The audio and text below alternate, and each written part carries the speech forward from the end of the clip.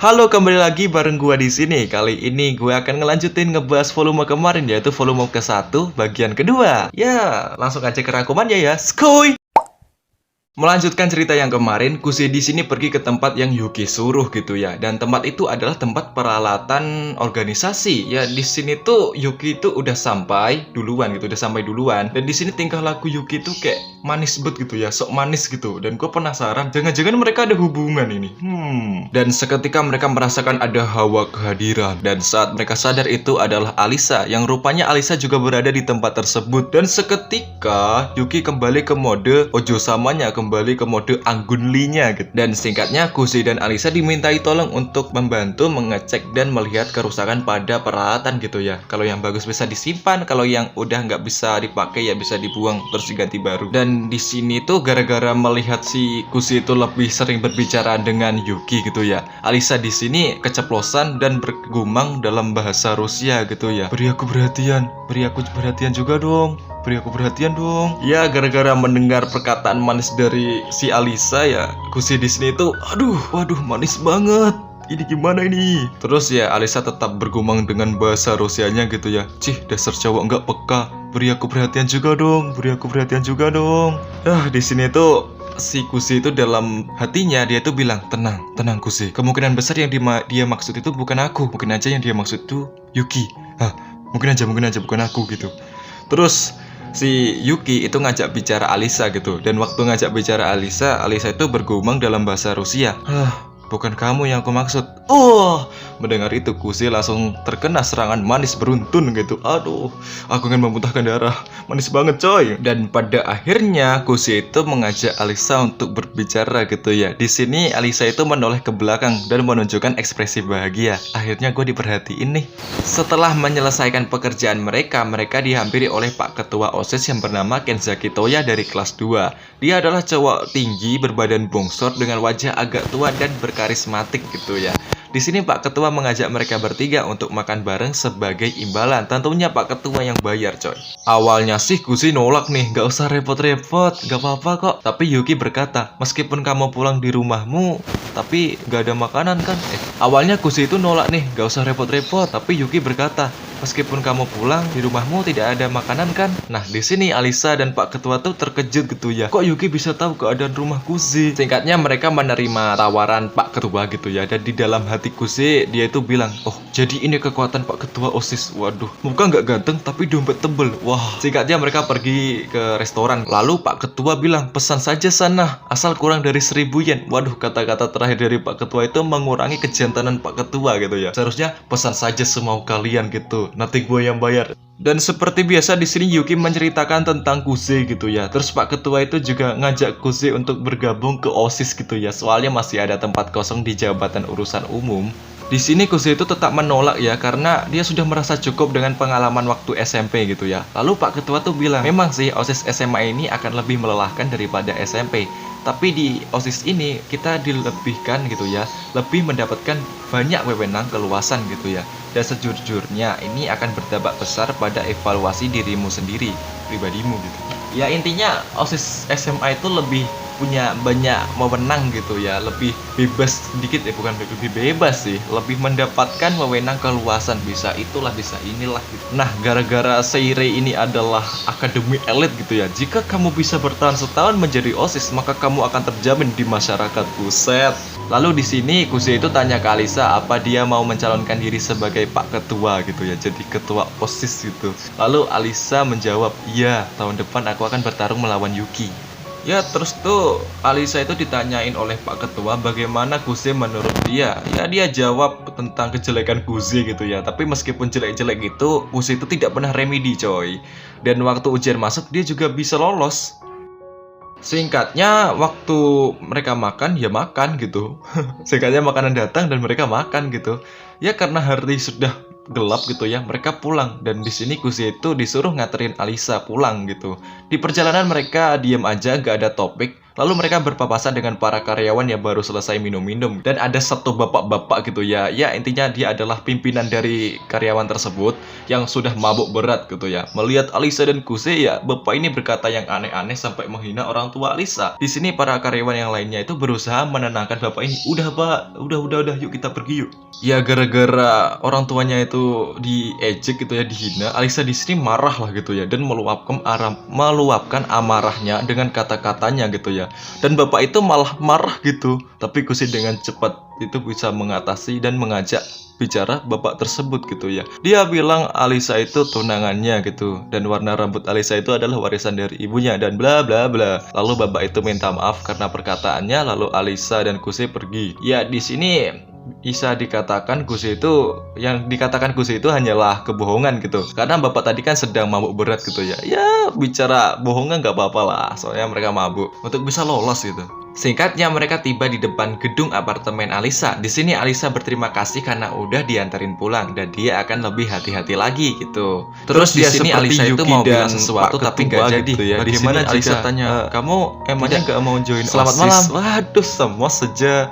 Di sini ya Kusi tetap aja menolak. Lalu Alisa masuk ke dalam apartemennya gitu. Di sini Kusi melihat langit dan berkata, aku ingin tahu apa sih yang mereka harapkan dariku. Singkatnya Kusi tiba di apartemennya. Yang tinggal ya satu-satunya yang tinggal di apartemen tersebut adalah 2 orang gitu ya, si Kuze dan juga ayahnya yang sekarang sedang diplomat gitu ya, yang kerjanya tuh sebagai diplomat dan saat ini tuh berada di luar negeri gitu ya karena urusan pekerjaan. Dan saat di rumahnya itu ada sepasang sepatu gitu loh. Bukannya ayah gua sedang di luar negeri ya, siapa nih? Waktu dia masuk dan di ruang tamu itu udah ada seseorang. Siapakah dia? Dia adalah Yuki dengan rambut yang sudah diikat. Dan Yuki itu berkata, mulai sekarang dia akan tinggal di sini sambil menonton anime. Dan ternyata So Yuki yang di sekolah sebagai teman masa kecil Kuze itu adalah settingan. Nyatanya dia adalah teman otaku Kuze sekaligus adik kandungnya Kuze. Waduh. Tapi hak asuhnya itu udah diambil oleh ibunya saat orang tua mereka bercerai. Buset dah, sungguh plot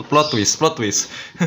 Kukira mereka itu punya hubungan kayak udah dekat atau gimana. Rupanya mereka berdua adalah saudara kandung. Aduh. Singkatnya Kuze bermimpi saat dia masih SD. Waktu diasuh kakeknya, dia bermain di sebuah taman dengan seorang gadis dengan bahagia sampai sore. Rambut emas panjang gadis tersebut bersinar di bawah pancaran sinar matahari yang sedang terbenam. Dan sebelum gadis itu pergi gitu ya, sebelum gadis itu pulang, dia memeluk Kusi dan mencium pipinya gitu. Dan seketika Kusi terbangun dari mimpinya gara-gara dibangunin oleh adiknya gitu ya. Oh hayo Oni-chanku yang tercinta. Wah. Singkatnya Yuki keluar dari kamar Kusi dan di sini Kusi itu merasa nostalgia gitu ya dengan mimpinya barusan. Soalnya gadis itu adalah cinta pertamanya gitu ya. Dan agar bisa bicara dengan gadis tersebut, Kusi itu sampai rela belajar bahasa Rusia coy. Waduh. Bentar. Jangan-jangan ini lanjut dulu dah, soalnya belum terjawab ini. Nah, di sini apesnya itu Kuze itu tidak ingat wajah dan nama gadis tersebut gitu ya. Dia itu nggak ingat. Waduh, wajahnya kayak gimana ya? Namanya gadis itu siapa ya? Singkatnya Kuze sarapan dengan telur orak-arik buatan adiknya gitu ya. Terus singkatnya lagi Kuze dan Yuki itu nonton film, dan setelah nonton film mereka itu jalan-jalan di mall sambil membeli sesuatu gitu ya, mencari-cari baju atau apa gitu. Dan ternyata Yuki itu adalah otaku banget gitu ya, suka anime, manga, LN, film, dan koleksi barangnya itu waduh banyak banget. Berbeda dengan Kuze yang jarang buat beli manga ataupun LN gitu ya. Kalau dia tertarik akan sebuah manga ataupun light novel, dia cuma tinggal pinjem adiknya gitu ya, terus baca gitu. Ya Kuze itu bisa jadi otaku gara-gara adiknya gitu ya. Adiknya itu usaha banget supaya kakaknya itu suka sama hal-hal kayak gitu, dan jadilah otaku. Waktu di mall tuh Kuze itu bilang ke adiknya kalau dia itu merasa dia dari tadi itu melihat sesuatu yang berwarna perak itu ya. Dan ternyata Yuki itu dari tadi udah melepas ikatan rambutnya gitu ya, dan kembali ke mode anggun gitu ya, anggun li ojo sama, kayak mode sekolah gitulah pokoknya. Dan mereka itu bertemu dengan Alisa gitu ya. Ya awalnya mereka itu kaget dan takut ketahuan hubungan kakak adik mereka gitu ya, tapi aman, mereka bisa mengatasi ini. Di sini Alisa itu berbelanja beberapa pakaian gitu ya. Berhubung belum makan siang, diajaklah sama Kuze dan Yuki gitu ya ke tujuan mereka selanjutnya, yaitu restoran ramen super duper pedas. Soalnya mereka itu pecinta pedas gitu. Tapi sebelum itu mereka itu tanya kepada Alisa. Alisa itu suka makan pedas gak? Gak usah memaksakan diri gitu. Tapi di sini tanpa ragu-ragu Alisa itu menjawab, "Hah, aku ikut, aku mau." Sesampainya di restoran tersebut atau di warung makan tersebut, di sini tuh Alisa tuh agak ragu. Soalnya tempat makannya, terus menu makanannya itu ada neraka-nerakanya. Kuali neraka, neraka itulah inilah. Aduh, ini apa? Dan ujung-ujungnya Alisa memesan menu yang standar aja gitu. Terus di sini Alisa itu tanya kepada Yuki, "Tumben pakai hoodie sama celana jeans, tapi kamu terlihat cocok sih." Terus di sini Yuki tuh nyeritain kalau itu pemberian dari Kuze gitu ya, sebagai teman masa kecil. Ya nggak mungkin lah kalau dia itu bilang kalau ini punya kakakku gitu, pemberian dari kakakku, nanti malah ketahuan kalau mereka itu kakak. Dan di sini kesan Alisa ke Kuze itu jadi makin parah gitu ya. Dia berpikir kalau itu adalah sebuah fetis, memberikan pakaian agar dipakai sama cewek gitu. Aduh. Singkatnya menu mereka itu tiba, ramen mereka tiba dan mereka makan. Di sini Yuki sama Kuze itu kelihatan menikmati banget makanan tersebut. Berbeda dengan Alisa yang sedang kepedesan tapi pura-pura kuat. Di sini Kuze itu nyuruh Alisa untuk berhenti makan gitu ya, nggak usah memaksakan diri. Tapi di sini Alisa itu tetap ngeyel gitu ya, sok kuat gitu. Dan pada akhirnya jadi kepedesan banget gitu. Singkatnya setelah makan, Kuze dan Alisa itu makan es krim di taman gitu ya. Sedangkan Yuki itu beli sesuatu. Ya kita mungkin berpikir aja itu sedang membeli barang-barang otaku gitu. Di sini itu Kuze tanya kenapa Alisa pengen jadi ketua OSIS. Lalu Alisa menjawab jika ada tempatnya lebih tinggi dia akan mengincarnya gitu ya. Lalu Kuze itu tanya apa sudah ada yang mencalonkan sebagai wakil ketua. Mendengar itu Alisa agak gemeter nih, lalu menjawab belum ada, tapi itu nggak terlalu penting, dipilih acak aja nggak apa-apa kok.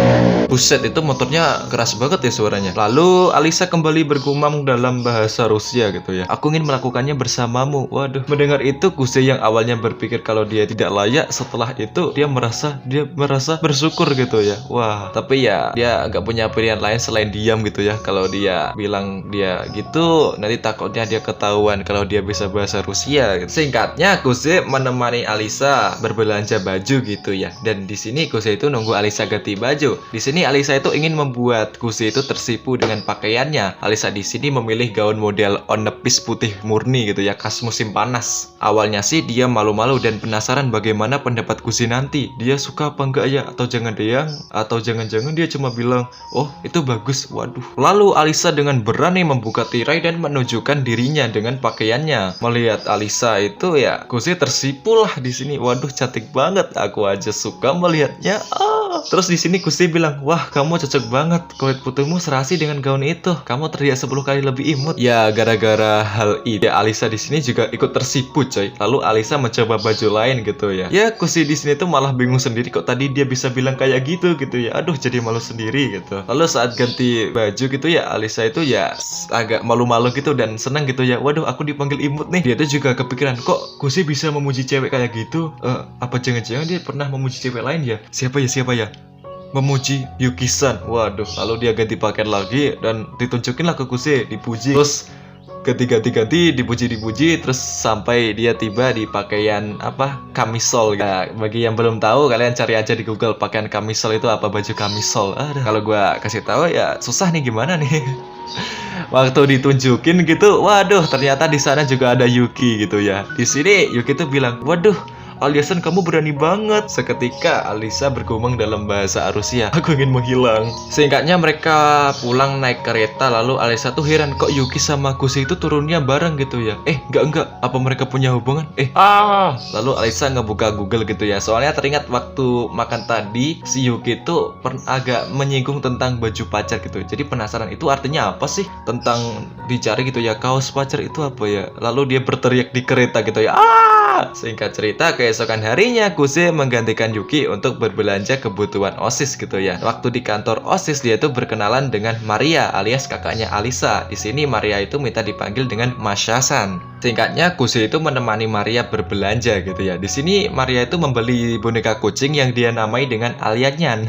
Ya di sini tuh Kuze itu terkejut ya. Ternyata sifat kakaknya itu berbeda banget dengan adiknya gitu ya. Di sini Maria itu ceria banget. Singkatnya saat kembali Kuze seperti biasa diajak masuk OSIS gitu ya. Terus Pak Ketua itu bilang kalau dia dulu itu adalah cowok yang berbeda dengan dirinya sekarang. Dulu itu nilainya tuh jelek banget gitu ya. Tapi karena usahanya dia berhasil ke tingkat sekarang gitu ya. Dan bahkan dia punya pacar yaitu wakil ketua OSIS yang bernama Chisaki. Waduh, bayangin aja Pak Ketua punya pacar loh, masa lo kagak? Waduh. Ya alasan utama Kusi gak mau join OSIS itu gara-gara dia itu gak punya motivasi untuk mendapatkan tempat tersebut gitu ya. Jadi dia tuh ya gak punya motivasi gitu, cuma itu aja sih. Lalu Pak Ketua bilang, jika kamu masuk OSIS agar seseorang bisa menjadi ketua itu sudah cukup. Nah itu Kusi itu tersentuh gitu ya. Waduh. Dan di sini Gus itu mencoba untuk mempertimbangkannya. Singkatnya, setelah mendengar dari Pak Ketua gitu ya, informasi tentang Alisa yang sedang mengatasi permasalahan antara klub sepak bola dan klub bisbol karena perebutan lapangan, dia langsung pergi ke tempat Alisa karena takut terjadi apa-apa gitu. Dan kita dilihatkan Alisa yang sedang tidak mampu menengahi ke permasalahan kedua kelompok ini gitu ya, klub sepak bola dan klub bisbol gitu ya, tidak bisa menengahi gitu ya. Waduh, ini aku harus gimana ini? Alisa di sini bergumam, siapapun tolong aku. Lalu dari belakang muncul satu cowok dengan aura yang membuat para senior-senior menelan ludah mereka. Siapakah? Dia adalah... Bentar, dia mau perkenalan dulu nih. Dia memperkenalkan dirinya. Halo, aku datang sebagai tenaga bantuan dari OSIS. Aku Kusi Masachika dari urusan OSIS.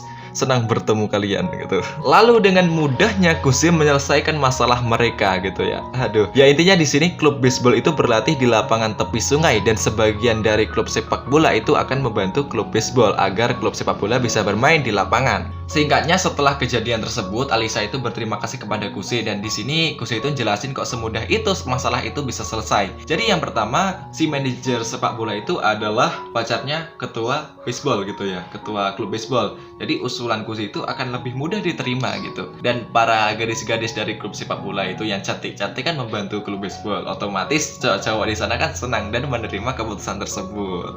Lalu saat kembali ke kantor OSIS gitu ya, Alisa itu ceritain semuanya ke ketua OSIS. Dan ditanya lagi lah itu sama Pak Ketua, gimana nih mau join OSIS apa kagak? Terus Kusi menjawab, ya aku Kusi yang tidak layak ini ingin bergabung menjadi anggota OSIS. Dengan demikian Kusi join OSIS coy. Singkatnya besok Kusi itu disuruh mengumpulkan surat formalitas join OSIS coy. Dan saat di lorong dia itu ngobrol-ngobrol lah dengan Alisa gitu ya. Terus di sini karena Alisa pengen jadi ketua, di sini Kusi itu bilang kalau dia akan menjadikan Alisa sebagai ketua dan dia akan menemani dan membantu Alisa. Akhirnya setelah sekian lama Alisa merasa sendiri, akhirnya ada seseorang yang mampu membuat dia merasa tak sendiri lagi. Dan perasaan campur aduk ini ada di dalam hati Alisa gitu ya. Dia merasakan perasaan yang campur aduk antara senang, sedih, dan bahagia. Lalu di sini Alisa berterima kasih lalu berkata dalam bahasa Rusia yang artinya membuat Kusi berdebar-debar. Alisa itu berkata, aku mencintaimu. Ya di sini tuh Kusi itu ya pura-pura nggak tahu aja, tapi ya dia tuh kaget plus, aduh aku ditembak kah ini? Terus ya dia itu seperti biasa bilang, kamu tadi bilang apa? Kamu tadi bilang aku akan mendukungmu kan? Terus dijawab sama Alisa, iya aku bilang begitu. Singkatnya mereka berjalan pulang bersama di lorong gitu ya. Dan terjadi percakapan di antara mereka berdua. Lalu Alisa memegang pundak Kusi dan mencium pipinya. Ya di sini Kusi kaget lah. Terus Alisa bilang, itu cuma suara yang kubuat dari mulutku kok. Terus Kusi itu bilang, masa sih? Tapi sensasi ini. Seketika Alisa itu pamit lah dan langsung pergi gitu ya. Sampai jumpa besok. Ya di sini Kusi itu bingung nih, yang mana yang benar, ciuman asli atau bukan? Dan ya seperti biasa cerita pun bersambung.